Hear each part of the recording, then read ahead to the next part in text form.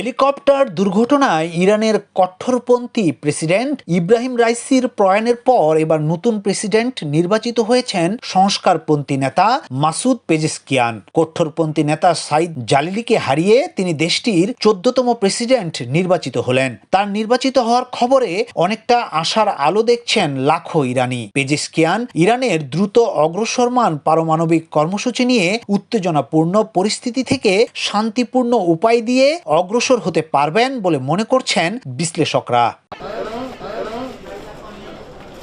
1954 সালের 29শে সেপ্টেম্বর ইরানের মাহাবাদে জন্ম মাসুদ পেজেশকিয়ানের। তার বাবা একজন আজেরি এবং মা একজন কুর্দি।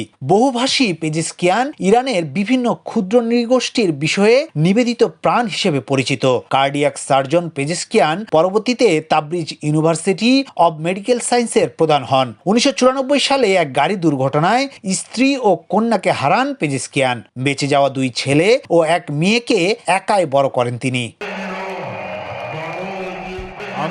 রাজনীতিতে প্রবেশ করে পেজেশকিয়ান দেশটির উত্তরাঞ্চলীয় তাবরিজ অঞ্চল থেকে 5 বার নির্বাচিত পার্লামেন্ট সদস্য হিসেবে দায়িত্ব পালন করেন। ইরানের উপস্বাস্থ্যমন্ত্রী, এরপর 2001 থেকে 2005 সাল পর্যন্ত ছিলেন স্বাস্থ্যমন্ত্রীর দায়িত্বে। এছাড়া 2016 সাল থেকে 2020 সাল পর্যন্ত দেশটির পার্লামেন্টের ডেপুটি স্পিকারের দায়িত্ব পালনের অভিজ্ঞতাও রয়েছে তার।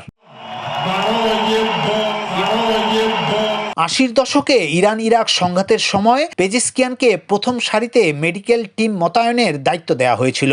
2011 সালে প্রেসিডেন্ট পদে প্রতিদ্বন্দ্বিতা করার জন্য নিবন্ধনও করেছিলেন পেজেশকিয়ান, তবে সেটা পরে প্রত্যাহার করে নেন। আর 2021 সালের নির্বাচনে যাদের উপর নির্বাচনে প্রতিদ্বন্দ্বিতা করার নিষেধাজ্ঞা ছিল, তিনি সে সকল প্রার্থীদের মধ্যে একজন। অবশেষে পেজেশকিয়ানের ভাগ্যের শিকে ছিল।